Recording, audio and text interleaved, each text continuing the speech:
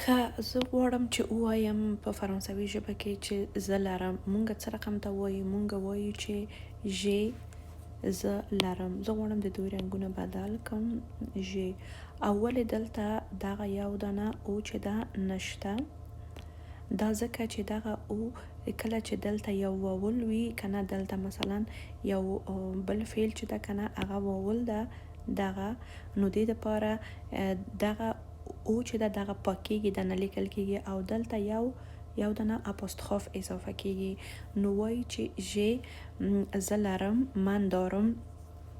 او که مونږ وغواړو چې ووایو چې ته لرې،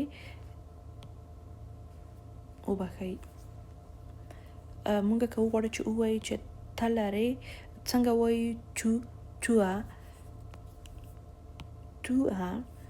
او که مونږ وغواړو چې ووایو چې هغه هلک یا مثلا خو نارینه یا ښځینه، دا د نارینه دپاره، دم د ښځینه دپاره استعمالیږي. ایل، ال، ا. نو دې دپاره د ګردان دپاره مونږ تنها یو دانه ا لرو. او که مونږ ووایو چې موږ لرو، ما داریم، موږ لرو. مونږ څه رقم ته وایو؟ نوزوان. او که مونږ ووایو چې تاسو لرئ، ووزوې.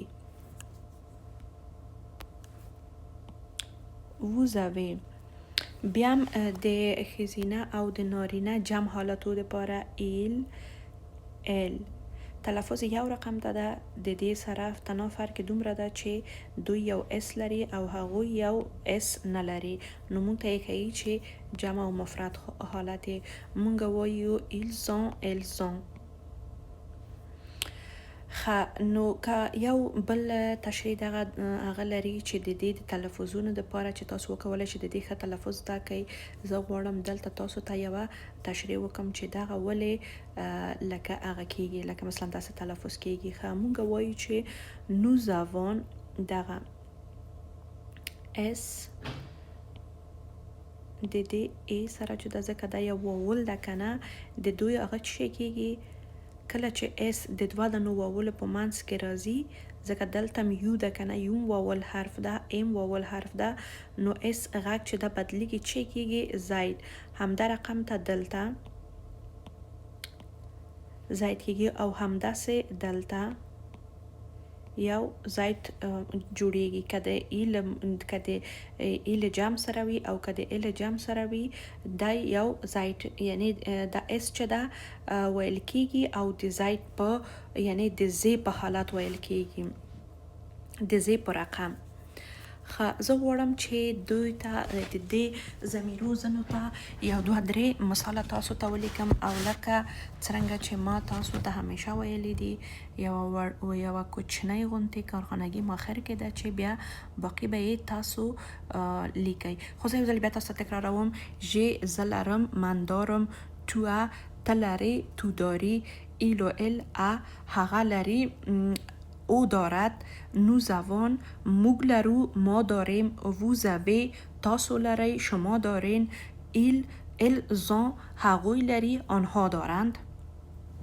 زه مونږ اوس د دې مثالونو ته چې زه نه غواړم دا ټول داسې دلته لیکم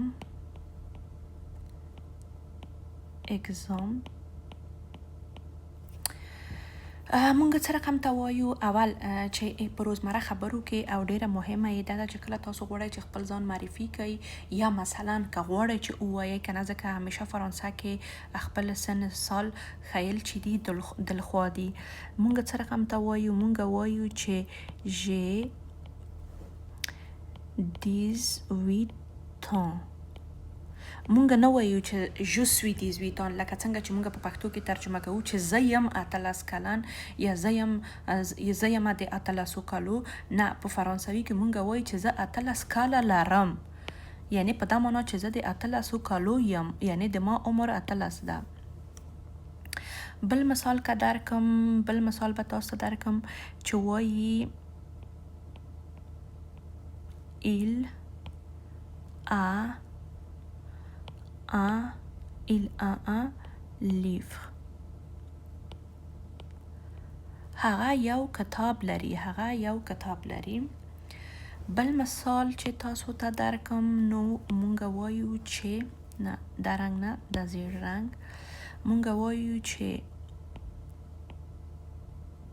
اوخ nous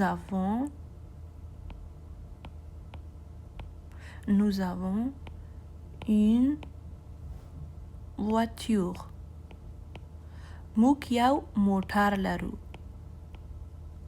nous avons une voiture او د تاسو دوستانو نه زه غواړم چې دغه باقي کوم هغه ضمیرونه چې پاتې دي هغوی ته تاسو په مثالونو کې دغه د avoir یعنی د لرلو فعل صرف کوي او مثالو سره یې ولیکئ. مننه، ښه وخت ولرئ.